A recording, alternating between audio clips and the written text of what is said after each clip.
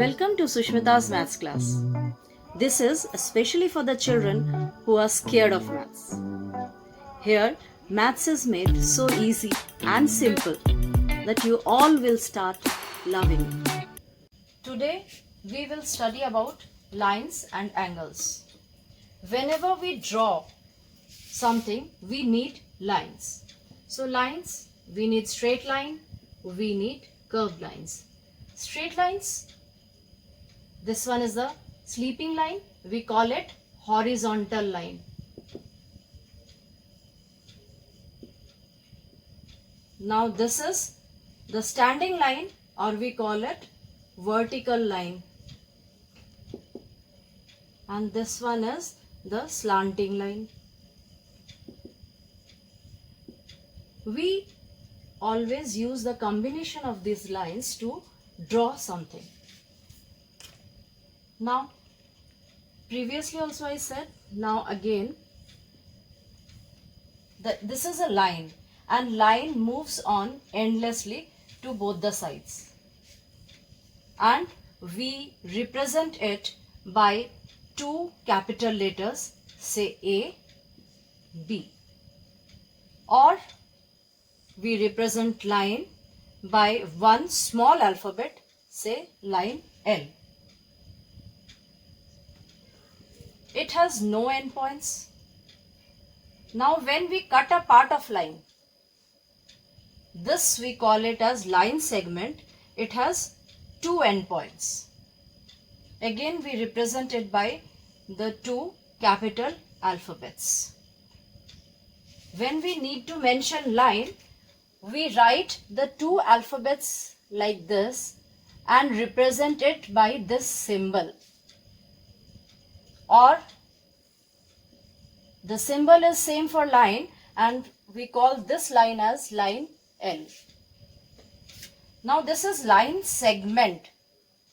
This is the segment of a line, so we call it line segment, and we name it like this, CD or DC, but there is a bar to represent line segment. And when we cut a part of this, we get something like this, which has one end point and it goes on endlessly on one direction. This is called ray. We name it as R, P, or any two capital alphabet. Now when we write ray, there is a small representation of ray and we mention R, P like this. Any two capital alphabets we can name it. Now, when we use these line segments or straight lines to make the closed figure, we call it a polygon. Polygon, any closed figure with the line segments. Closed figure made up of line segments are called polygons.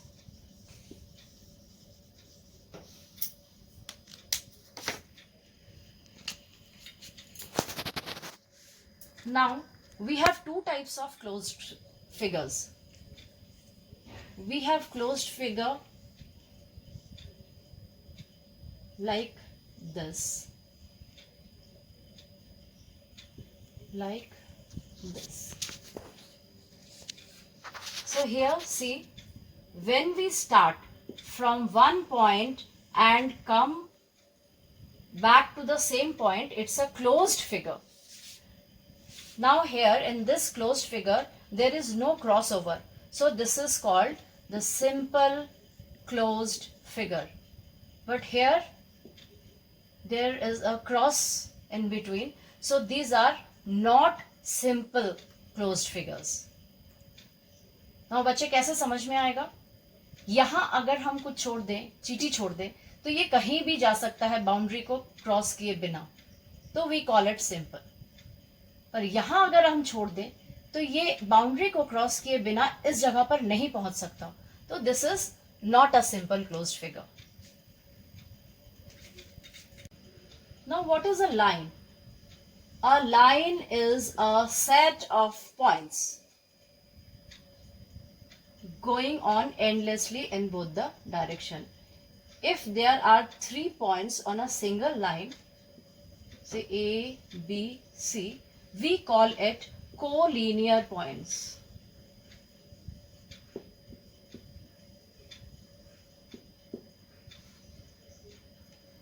And we can draw only one line when there are 2 points.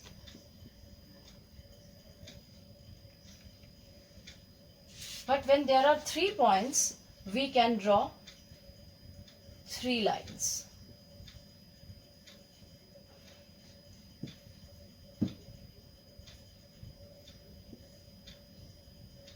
Say point A, B, C. Now when we are using 3 lines, we are getting this closed shape. This is called triangle. As we are getting 3 angles. And now what are angles? When the 2 rays or 2 lines intersect each other, we get angle. So what are intersecting lines? I said intersect each other. Intersecting lines are the 2 lines when they cut each other, and this is called the point of intersection. This is called point of intersection. And these lines are intersecting lines. Now you have seen that when there is intersecting line, we are getting 4 angles over here. So we will learn how to count the number of angles formed by 2 line segments later on. Now you must have seen the railway track, where the 2 lines, the tracks, don't meet each other anywhere. They don't cut, they don't intersect each other. They run parallelly. They are equidistant everywhere. Means their distance is equal wherever you measure it. So they are called parallel lines. When we hold this ruler, see, the edges of the ruler are parallel. Your book, both the sides are parallel. So parallel lines do not meet each other. We will learn about its properties later on. When 2 lines intersect each other, they form angles. Now if we take the example of a clock, at 12 o'clock, both the hands are overlapping. So they have not yet opened. We call this as 0 degree angle because the 2 lines are overlapping each other. The 2 rays are overlapping each other. So there is no gap. It is known as 0 degree angle.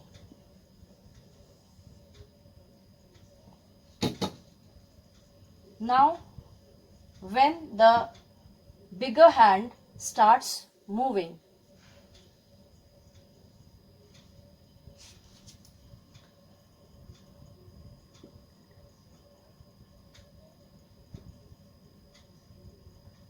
say it has moved to this position. The bigger hand has moved to this position. Now there is an angle formed. Then it has moved to this position. Again there is an angle formed. Now when the 2 hands are at this position, 12 and 3, they form 90 degree angle. If we measure it with the protractor is the D in your instrument box, we will measure it as 90 degree. And this is called the right angle. 90 degree, that is the shape of L. It is called 90 degree angle or right angle. and any angle formed in between 0 degree and 90 degree.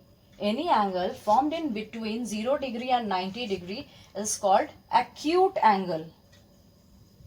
Acute angle, it is between 0 and 90 degree.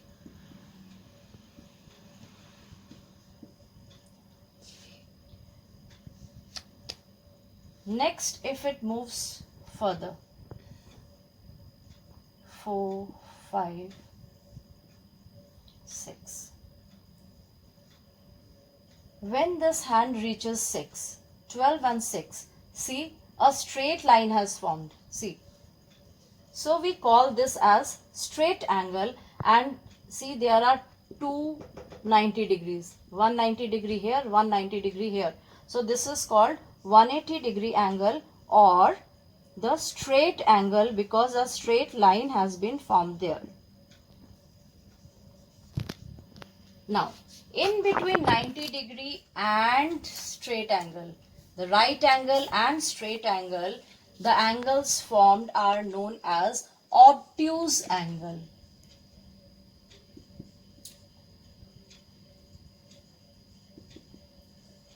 So, obtuse angle is any angle measuring between 90 degree and 180 degree. Obtuse angle, any angle forming between 90 degree and 180 degree. So children, when both the hands are at 12, they have not yet opened, so they are forming 0 degree angle. Then it starts moving. When it has reached 3, it becomes L shape, that is 90 degree. This shape you find at the corner of your book, also your notebook, at the edge of the scale, this ruler. So this is 90 degree and we call it right angle. In between 0 and 90 degree is the acute angle. So any angle measuring more than 0 degree and less than 90 degree is called acute angle. Then we have also discussed that when it has reached 6, so a straight line has been formed. So this is known as straight angle. Straight angle, here 290 degrees have formed. So 90 plus 90 becomes 180. So straight angle is equal to 180 degree. And in between right and straight angle, it is obtuse angle. Its measurement is more than 90 and less than 180. Then the hand moves further, and if it reaches somewhere in 8, 9, 10, 11, till it reaches 12, the angle which is more than straight angle is called reflex angle. Here reflex angle is any angle between the measurement of 180 and 360. That is, if it is more than 180 and less than 360, it is called reflex angle. And when the hand comes back to the position, that is, it has taken one complete round and has come back to the position same as 0. After taking the whole round, this is 360 degree. So in a circle, the whole angle is equal to 360 degree, which we will be discussing later on. So we call it complete angle. If you found this video useful, do like, share and subscribe.